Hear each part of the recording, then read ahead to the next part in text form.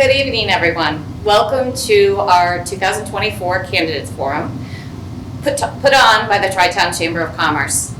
I'm Kara Griffin. I'm the Executive Director of the Tri-Town Chamber of Commerce.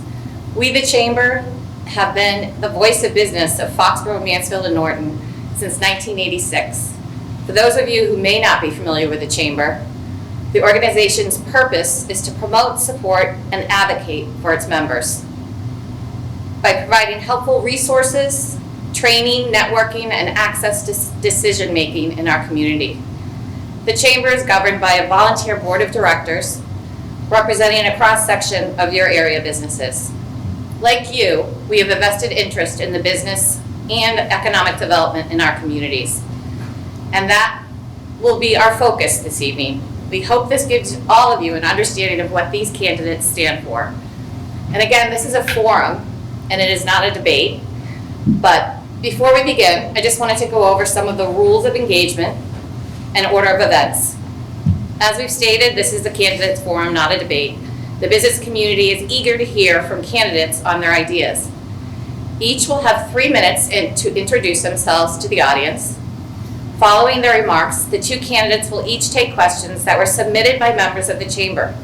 These questions will be asked by Chamber President James Taylor of Town Square Real Estate. Yeah. Questions will be focused on business and economic development. Please respect one another, the Chamber and our guests, by keeping to time and keeping your engagement positive into the subject matter. I will be keeping time, and each candidate will have 3 minutes to answer. Each candidate will also have a chance to cover topics they wanted to expand upon or reply to at their closing remarks. Candidates will have 4 minutes for closing remarks. So I wanted to kick off and have our candidates introduce themselves. And I believe, Kostas, you'll be going first. Awesome. Hello, thank you, Kara, for moderating, and thank you, James Taylor, for asking our questions, and for anyone at the Tri-Town Chamber of Commerce who submitted questions, and for our audience here that's here live, and for anybody watching at home. My name is Kostas Lukos, and I'm proud to stand before you as a candidate for state representative of the 1st Bristol District, a community where I grew up, went to school, and I'm so proud to continue calling my home with my wife Greta after we bought our house just about this time last year in Mansfield. I'm running because I believe in the people and the businesses of the 1st Bristol District, and having served as a leader in the community for almost 8 years now, I am acutely aware of the needs of Foxborough, Mansfield, and Norton. I was elected as the two-town moderator, served on the Conservation Commission, 3 legislative offices up at the State House with Representative McMurtry, Barrows, and Scanlon. I currently serve on the Industrial Development Commission in Mansfield, which is promulgated to promote economic development in Mansfield. I grew up in and around my family business, and as long as I can remember, I listened to my dad and my uncle talk about their partnerships with leaders in the community where the business is located, and how that partnership helped our business thrive and other businesses around us. Growing up the son of a small business owner and the son of an immigrant, I've gained a different perspective in life and in my world of public service. My grandfather came to the United States in 1977 with a suitcase full of clothes and $125 in his pocket. He was able to work as a dishwasher at the No Name restaurant in Boston and was able to buy a house, start a business, and raise a family. Unfortunately, so many folks in the Commonwealth have that American dream fleeting fast, with childcare costs on average $20,000 a year, meaning that some folks need to leave their jobs to raise their kids, putting a financial strain on themselves and their community. Housing costs so much, and it's directly related to a supply issue. And we know that we need to better fund starter home programs to get folks into small homes so that they can thrive and have their own slice of that American dream. Education is also out of reach for so many folks, and we know that college is expensive, and VOTEC education is a great alternative. Unfortunately, there are wait lists in every trade school in the Commonwealth, so we need to build more classroom space to get people that education, to fill the trade worker deficit, and get people working with their hands. All these issues I just mentioned impact every facet of life. Folks can't pay for daycare, they can't find a place to live, and they can't even get an education to get a good paying job. This puts a strife on their personal and career growth and causes issues with our local economy.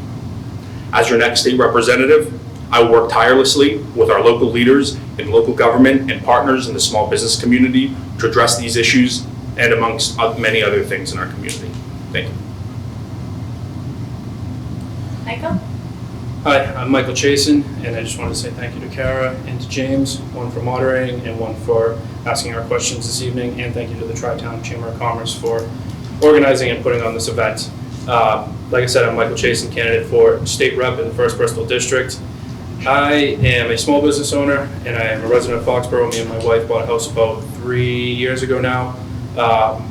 We love the area, and we did not grow up here, but we are quite fond of it, and we are planning on raising our future kids here, and we're planning on putting our roots down and not going anywhere. This campaign is really about the communities. After I graduated high school, I had the unique opportunity of being able to coach my brother, which I always say unique because it's not always the funnest thing being able to coach a younger brother, but it's definitely an opportunity. That was the first example or first experience I had giving back to my communities and being involved. I did that for 5 years, and then right around the same time actually as I stopped coaching, I ended up opening my own business. Prior to that, I was a union carpenter. My business is a general contracting company that works on residential remodels and additions, working in and around the area. We have been now for 7 years, and I'm very proud of that. Like I said, this campaign is about the communities and the people that are in it and the people that I would represent. We need somebody that will advocate for our town to bring much needed tax dollars back to help fund our schools, roads, police, fire, EMS. This campaign is also about the amazing work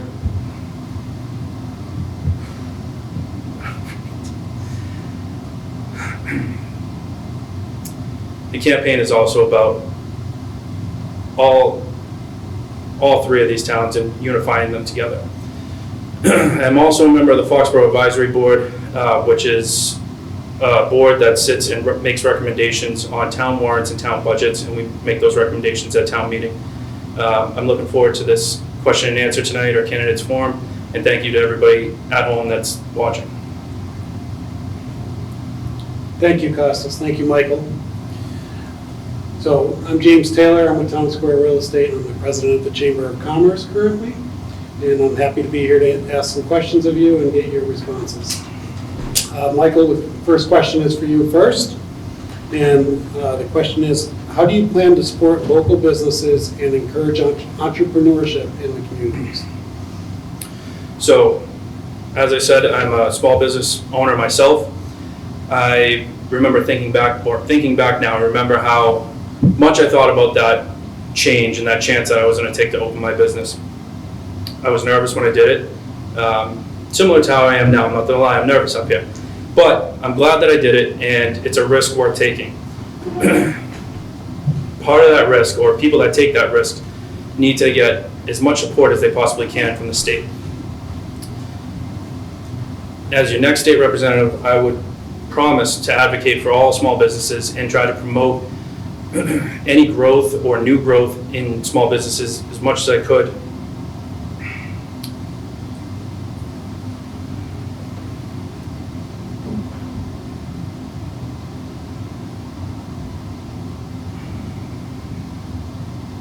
Small businesses are the backbone of not only the 1st Bristol District, but also the state and the country.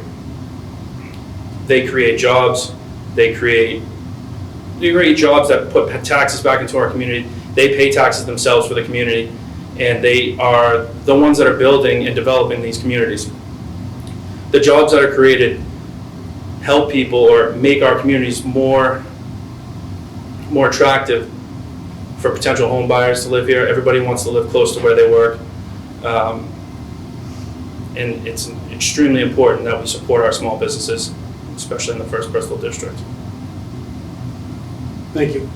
And Costas, I can read the question again for you.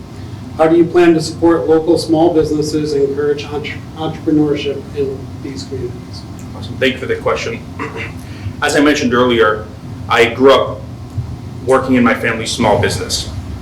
And I know that in order for small businesses to thrive, that we need to elect a state representative who believes in partnering with that small business community.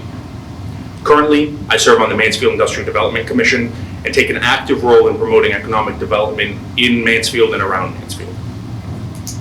We work with the town manager, formerly the economic development manager, director, and the business community to identify spaces in the industrial park and how we could repurpose those for new use. I'm proud to have worked with my fellow members in the Industrial Development Commission, former economic development director, members of the legislative delegation, and so many more folks to be able to create the Sign and Facade program where the Industrial Development Commission is able to offer grants of about $10,000 to small businesses in the downtown Mansfield area so that they can revitalize their signage and their front facade space in order to make the downtown area more attractive for more business development. I was disappointed when I heard that the legislature failed to pass the economic development bill, which would have earmarked important funds for our district, including funds for different projects, public works, community buildings, like the new senior center in Mansfield, and so many other things right here in the district. And key investment in our infrastructure is so important for economic development. When legislation fails to be passed, our legislators need to fall back on their relationships with other members of the delegation and House leadership to deliver further earmarks through different sorts of projects for the community. I served the community for almost 8 years now. I've built those relationships and those inroads and will leverage those to continue assisting the district to bring home the necessary funds in the form of new budget earmarks. Thank you, Costas. And the next question will go to you right away, Costas. Thank you. What specific policies will you advocate for to attract industries and create high-paying jobs in these communities? Yeah, thank you for the question. I think, as I mentioned, this Sign and Facade program did a great job of revitalizing and working to revitalize the downtown area. That economic development bill that the legislature failed to pass had a lot of funding to develop key life sciences, which we know here in the district is very important with a mass bioincubator. So being able to pass those massive economic development packages that allocate funds and create training opportunities is extremely important. One key issue on my platform is training, economic VOTEC education training. So we can train folks to work with their hands rather than going directly into college, which we know is so expensive and not a lot of people can afford. Additionally, we can include that education piece in almost every piece of legislation that's passed. Whether you're talking about climate change and addressing that crisis, you can make sure that there are key components to training folks to teach them how to enter that sector, developed and prepared to do the job. And that's something that I think I will be able to do at the State House if elected because of those key partnerships and being able to tag on to other pieces of legislation, make sure that that's a component and that we here in the 1st Bristol District, Mansfield, Foxborough, and Norton are always getting our slice of the pie. Thank you, Costas. Michael, I'll read the question for you again. What specific policies will you advocate for to attract industries and create high-paying jobs in our communities? Thank you. Well, Massachusetts has always been a place that people want to move their families to raise their kids. We have some of the best schools in the country and some of the best hospitals in the world. Unfortunately, affordability here in Massachusetts has become extremely difficult. It's also made it hard to keep families here and businesses here, never mind attract new families and new businesses to come to the state. 2 years ago, we passed a millionaire's tax in this state. Part of that, well, first off, we passed that and it did have an impact on the people that live here. A lot of families left, a lot of businesses left just because of the rising costs. So those were high earning individuals and high earning businesses. The millionaire's tax was supposed to be used for school funding. Now that the tax has been in place and we're collecting taxes, the tax dollars should be coming back to the towns and should be funneled into the schools. From my firsthand experience on the Foxborough Advisory Board, I can tell you that there is not enough funding coming back for these schools. All tax dollars, no matter if it's state tax, millionaire's tax, regular receipt tax, needs to be carefully watched over and needs to be used consciously. We can't just go spending it willy-nilly. There's a lot of reckless spending going on right now, and that's not going to attract any businesses or any new families that would want to come to this state. Thank you, Michael. Next question will go to Michael. How do you balance the need for revenue with the desire to create competitive tax environment for businesses and individuals? Well, it's similar answer to what we were just talking about. There's too much reckless spending, and it's not going to attract anybody to come here. First, I would say we should decide if we prefer to have our money at the state level or if we like to have it in our pockets. A lot of people I talk to prefer to have their money in their pockets and make their own decisions and believe that they know what's best for their money and how to spend it. I understand the need for taxes and the revenue that comes in from them, but they need to be carefully watched over and spent accordingly. A great example of this is the migrant crisis. Over the last year, there's over $1 billion spent on this issue of taxpayer dollars.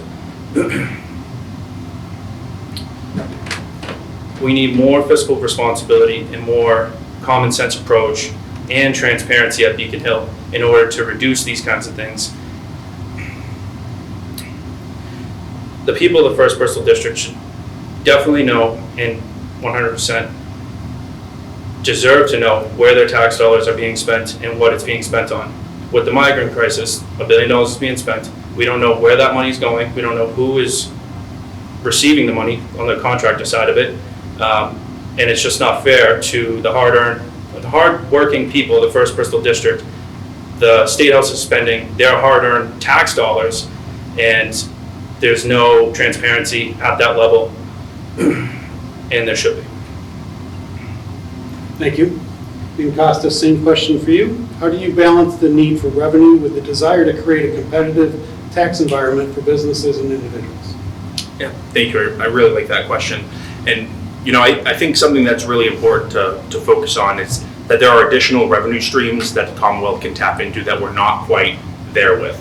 And once we tap into those revenue streams, we'll be able to stem the tide of rising taxes on, lower earning businesses and small businesses to make sure that those folks want to stay right here, that they don't want to pack up and go to Rhode Island or across the border north to New Hampshire, where their taxes are marginally lower. And some of those revenue sources are already being looked at by the legislature. Number one is iLottery that was just getting a lot of attention in the legislature, and that's going to be coming down the pipe is iGaming.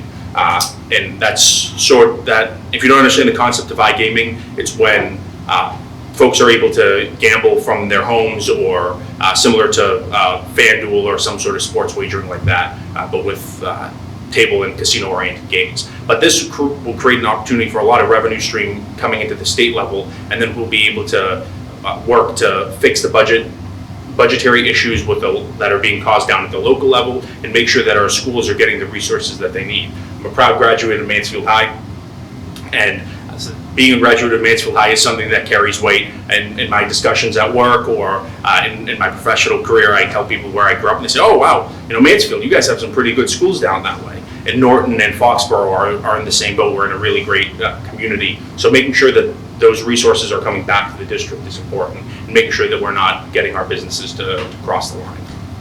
Thank you. Thank you. Dean Costas, this next question starts with you. It's a little bit of a long one. How will you affect and support businesses, nonprofits, and communities as a whole in regard to the changes presented by the influx of new arrivals? Please define your action plan. Sure. By new arrivals, you mean, are you specifically referring to the migrant crisis? Yes. Okay. Thank you. I think this is an important question. And it's tough. This issue is a tough issue. And I just want to start off by thanking our three communities, Foxborough, Mansfield, Norton, for their great response and making sure that folks were able to receive housing. The fact of the matter is the border is broken. And we need a strong response from the federal government, because ultimately the Constitution of the United States puts the responsibility of immigration under the purview of the federal government. In Massachusetts, in order to be eligible for housing, you have to have kids. When these migrants came to our community, we have the choice of extending the helping hand or of doing nothing. I, for one, don't want to see kids sleeping on the Mansfield Common, Foxborough Common, or the Norton Common. If elected, I plan to work with our area legislators to lobby our federal delegation to push for comprehensive immigration policy, like the bipartisan bill that came out of the United States Senate and was ultimately killed in the House because of presidential and party politics. These folks want to work, and they will fill an important role in our economy. So let's get them the federal work authorization they need so that we can give them that privilege to work and clean up the worker shortage that we're seeing in the economy. I think that it's important that we care for folks, but we also have to make sure that we're taking care of the folks that also live here, our veterans, people who've served our community. That's something that's very important to me, in making sure that everybody who needs help in our community is getting it. I'm not saying that these folks should be getting the whole slice of the pie, and I'm not saying that those folks shouldn't get anything either. So we have to make sure that people are being taken care of and that we aren't letting people go cold on the street as we go into the winter months. Thank you, Costas. Michael, same question for you. I'll read it again. How will you affect or support businesses, nonprofits, and communities as a whole with regards to the challenges presented by the influx of new arrivals? And please define your action. Well, we have been overwhelmed with the amount of migrants that have come into Massachusetts. We're not getting, similar to what Costa said here, we're not getting any help from the federal government. It is a federal issue. The borders are a federal issue, but that doesn't mean that nothing can be done here in Massachusetts. One of the things we can do here is work to amend the right to shelter law. If you look across the country, not all the states have had the same influx of migrants that we have, and that's because of the right to shelter law here in Massachusetts. The fact that we're spending, I know I already said this, but it's worth reiterating, the fact that we're spending $1 billion a year on this issue alone it's crazy, to be honest with you. I agree, I don't want to see anybody sleeping on the streets, not have food, not have diapers for babies, 100%. But the direction we're going is unsustainable for Massachusetts, it's unsustainable for our economy, it's unsustainable for our taxpayers in the state and in the 1st Bristol District. We do need to make sure that we're taking care of our people at home. I like to make the analogy that you're on a plane and they go through the safety checks before you take off. They always say put your mask on before you help anybody else. If you can't help yourself before you won't be able to help anybody else. So we need to make sure that the issues here in Massachusetts and the people here in Massachusetts are being taken care of. Veterans, people that are living below the poverty line, all of that stuff is super important and needs to be taken care of. But like I said, I don't want to see anybody living on the streets, and I don't want to see kids starving. I don't want to see anybody starving. But the direction that we're going right now is unsustainable, and one of the things we can do immediately is amend the right to shelter law here in Massachusetts. Thank you. Thank you, Michael. Michael, this next question goes to you first. Housing affordability in this area is an issue.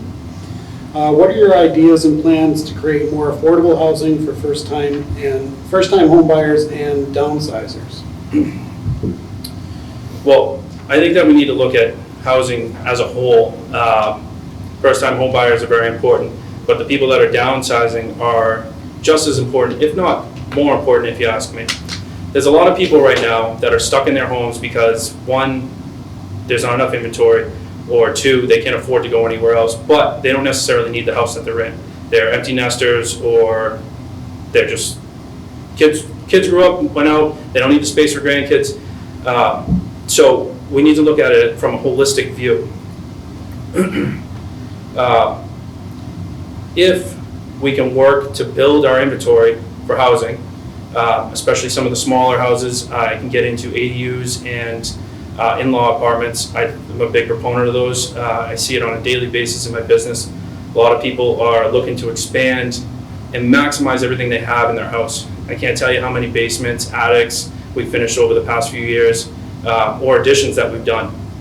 One thing I can tell you is that I not constantly, but a lot of times I feel like the bearer of bad news when I'm sending out pricing for these projects. The cost of construction it's through the roof. And there's a lot that goes into that. I mean, there's rising costs of materials, But then there's other things that people don't necessarily see until they're in the project. A lot of it has to do with the green movement, which is fine. I am all for clean and renewable energy. But some of the things that have been pushed on us into the code side of the building world has done nothing but drive the costs up. We have to now bump up insulation values on the exterior walls of houses and roofs, which is not only a cost because we're using more, but it's the materials that we're using are the most expensive way to do it. We have to run a conduit, a pipe from the electrical panel in the basement all the way up to the roof, just in case somebody in the future wants to put solar panels on. We put a garage on a house. We have to wire for a car charger, even if they don't want it. Gas stoves go in. We have to wire for an electric stove, just in case in the future. So those are just some of the things that I see on a daily basis that affect the cost of housing. And if we can come to an agreement on some things and maybe reduce some of that, it'll help the cost of construction, bring down some of these home costs. Thank you, Michael. And Costas, same question, I'll read again for you. Housing affordability in this area is an issue. What are your ideas and plans to create more affordable housing for first-time home buyers and downsizers? Thank you for the question. I grew up in this community, which I've said a couple of times now, and I'll probably continue to say because I am proud of that. And I want to maintain that character, the character of the community that we all grew up in. The fact of the matter is that housing is in short supply, and the housing is out of reach for so many. We've seen an exodus from the state in recent years. Some say that's related to the millionaire's tax or the Fair Share Amendment, but research points that's not the case. The people leaving our community are people like myself and my wife, and like Michael, young, educated professionals who can't afford to live where their jobs are because the jobs aren't paying them enough because of that massive cost of housing. Right now, I'm working 2 jobs to help pay for the overhead cost of our home. Folks like Dr. Patel at Sturdy Memorial Hospital, the chief physician, is saying that he's having a hard time finding doctors to come and work at his hospital because they can't find a place to live. Can you believe that? A physician that can't find a place to live because it's so expensive. Accessory dwelling units by right or in-law apartments are fantastic, but they just scrape the surface. This was passed into law 2 months ago by the state legislature, and we need to go so much deeper. Let's start by addressing the zoning issue across the Commonwealth that some communities require houses to be on a minimum lot size of 4 acres. 4 acres to build a house. Absolutely unbelievable.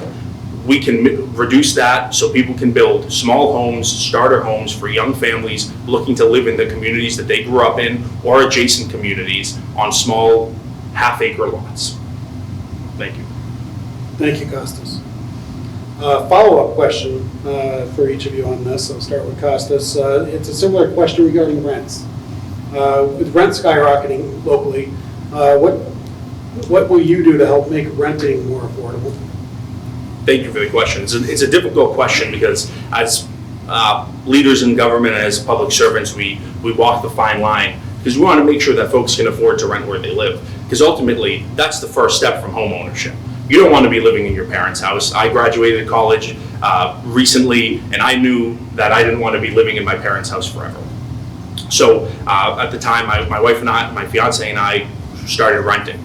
But at some point, that rent became so unsustainable, and we could, every first of the month, we could see our paycheck growing wings and flying out the window to pay the rent. And making sure that we're helping tackle that issue so folks can have their own space, but not have to pay an arm and a leg is really important. We were paying $2,300 a month for our apartment in Mansfield. That's absolutely astronomical. You'll hear a lot of people say, oh, my first mortgage payment was less than that. And that's probably true. So we have to make sure that folks aren't paying half of their paycheck to rent or more. And a lot of that starts with massive conglomerates of property ownership buying up residential real estate. And I'm not talking about the small family real estate trust or something of that nature. I'm talking about organizations that are worth $100 billion buying residential property. There are organizations that are worth that much money that control 30% of all residential real estate in Massachusetts. That to me is scary because ultimately you're going to have nowhere to go once they own it all. So making sure that we're passing legislation to make sure that that doesn't happen, but people still have an avenue to own real estate as an investment in their future is important, because we know that the American dream is based off of buying your house with a white picket fence and having a piece of real estate as an investment. And that's really still the only way to grow wealth in this country. Thank you, Costas. And Michael, same question to you. I'll read it. Similar question regarding rent. With rents skyrocketing locally, what will you do to help make renting more affordable? So the answer to this is very similar to the last question. It's got to do with inventory. Inventory is huge. There's not enough houses on the market. There's not enough, which means people can't buy them, and then there's not enough places to rent because people are stuck renting. My thought on the zoning changes and zoning amendments, I, again, see it on a daily basis. It's tough to go through the zoning process in these towns, but I understand it and I know why it's there. I'm not a fan of the state passing down unfunded mandates looking for certain areas to be zoned for a high density. You got to remember why people move to small towns. People don't want the density of a city. If they did, they'd live in the city. I understand that we need more inventory, but I think that we can achieve that through working with the towns individually, working on zoning amendments to the existing zoning laws in each town that will still allow the character of the town to stay intact, but also make it a little bit easier to build, put an in-law or an ADU, or build a house or a multifamily for that matter. I just don't think that we need to hit the density that's coming down from the state, and again, it's unfunded, and just not a big proponent of the state dropping down the fist saying you have to absolutely do this and controlling the towns like that.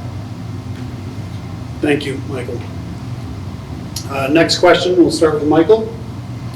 With the challenges faced today with inflation and the cost of living dramatically impacting both consumers and businesses alike, what are your ideas to improve this region economically for all?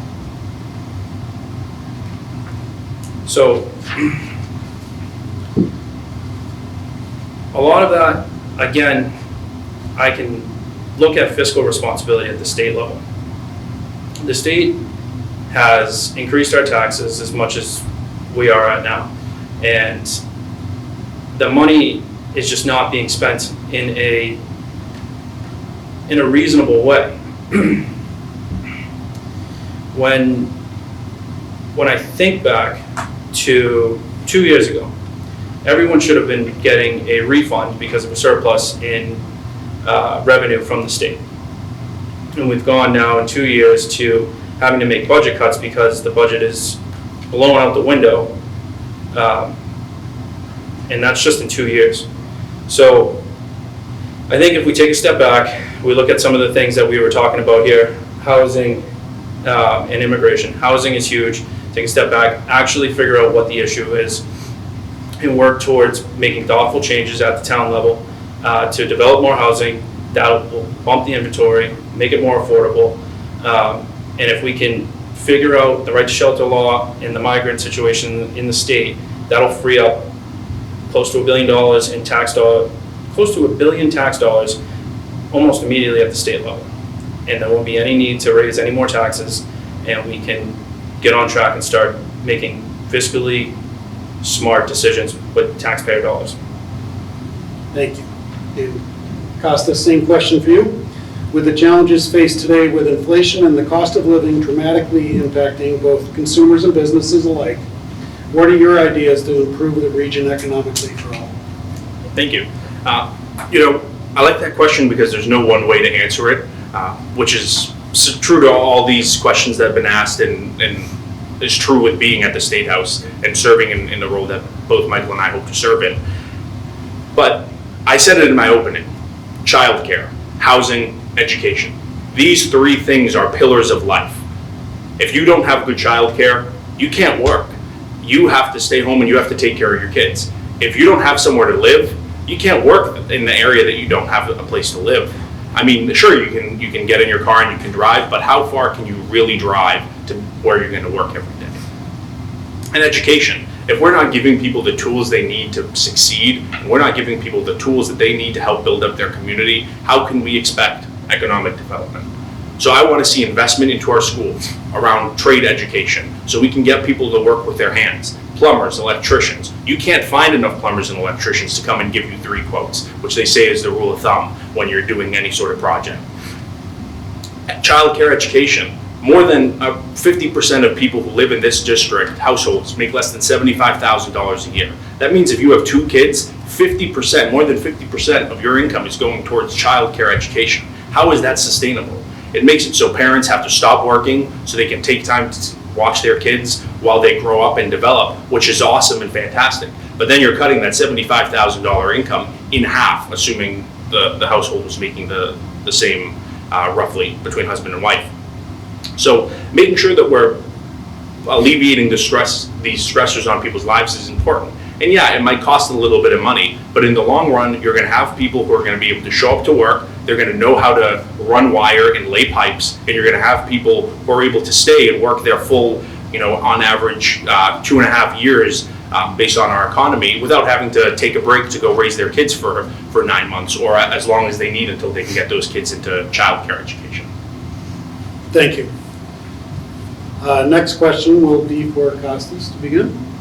This is regarding ballot question 2, the elimination of MCAS as a high school graduation requirement. I'd like to hear your stance on that and the reasons for that stance. Sure. I'm dyslexic. So when I was in school, reading was difficult. In 3rd grade, my older brother and I got tested. We're 2 reading levels behind. So in the 3rd grade, I was reading at a 1st grade reading level. They told my mom and dad, yeah, don't worry about saving for college. They're not going to. They won't be able to. Well, here I am, graduated Suffolk University with my bachelor's degree, my master's degree, and I think I can read pretty well. I'm a little bit slow, but we can get through the pages, and my spelling is still atrocious. But there is already a graduation requirement in Massachusetts. You have to take your math, your English, your history classes, you have to take your phys ed classes.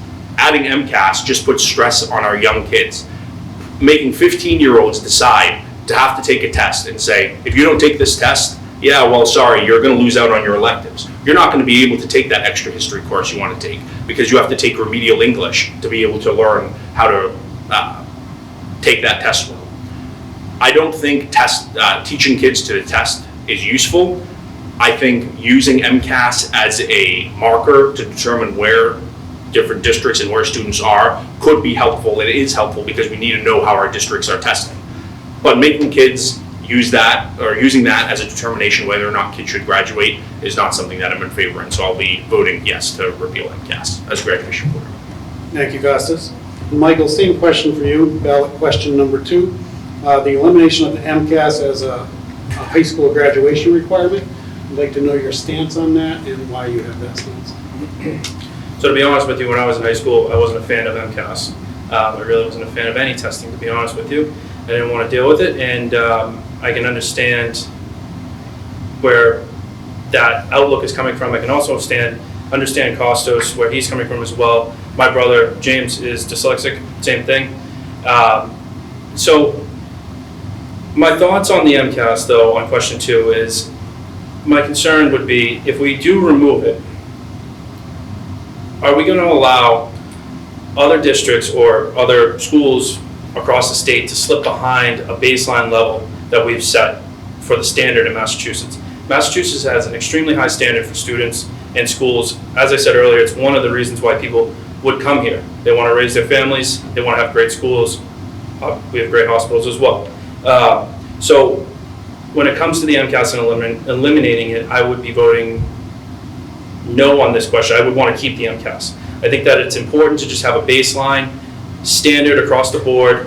It's something that we can all look at, visualize, and see, okay, what districts are exceeding, which ones are falling behind, where do we need to give some help. I also wouldn't want to see any students fall behind because there's no baseline as well.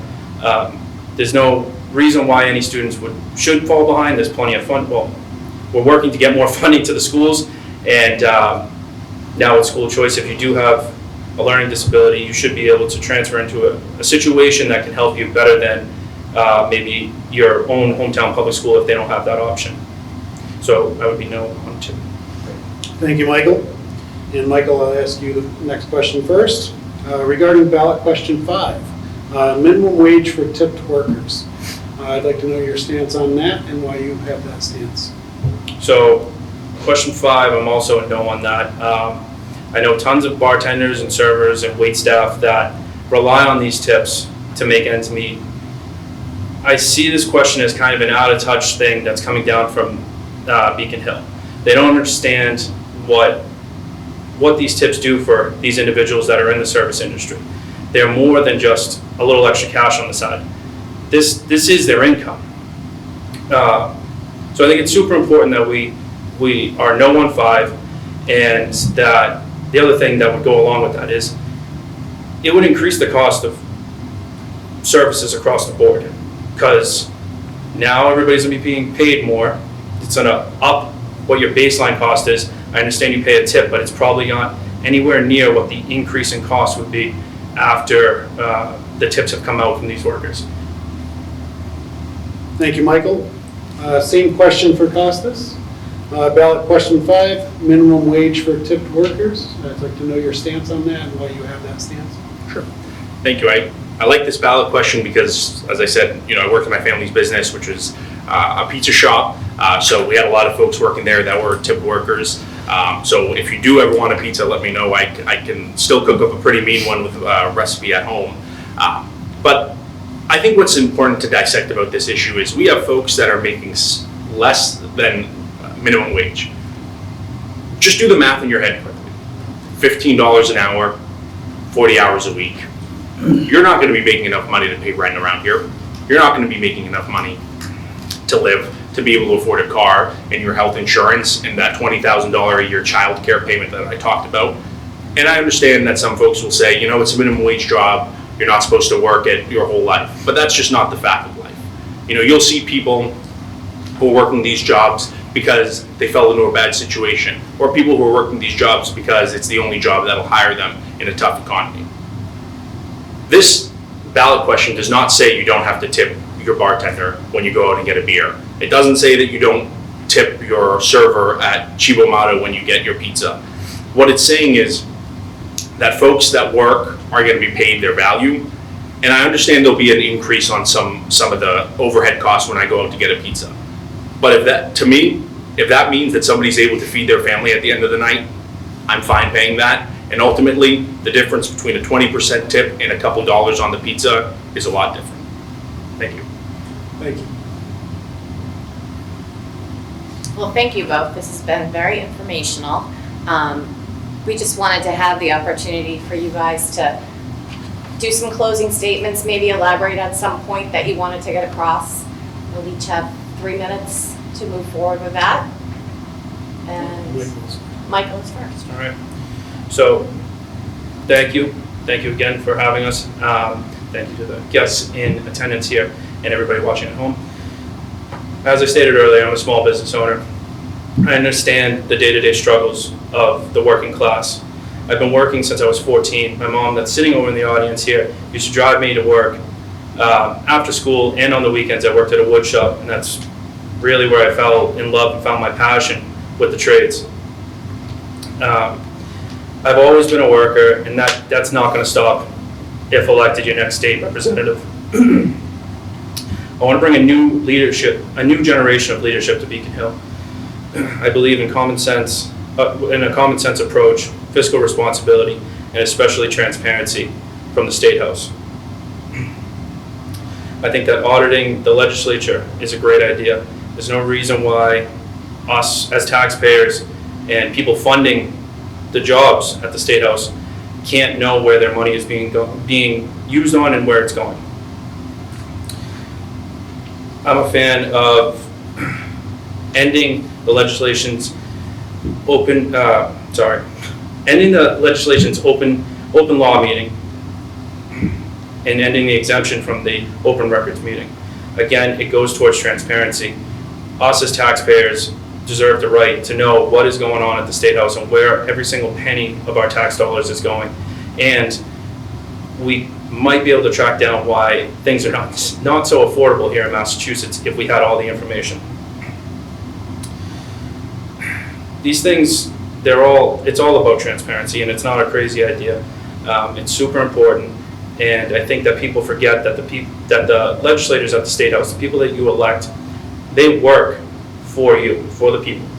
If elected, I would work for the people. Costos is the same way. We all work for the people. And I think that's a lost idea. A lot of people feel like they're up there, they have power, they can do what they want. It's not the case at all. We need somebody that is going to be accountable, present, and care about our communities. Advocate for them. Try to bring as many of our tax dollars back to our towns. Help our schools, fund our police, fund our fire, fund our EMS, fix our roads. Trust me, the roads need plenty of work around here. I believe that I'm that person for the 1st Bristol District.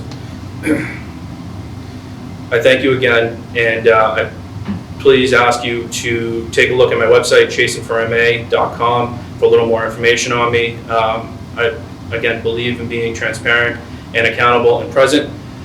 You'll see the first thing on my website is my phone number, my personal phone number, and my email, so please reach out with any questions.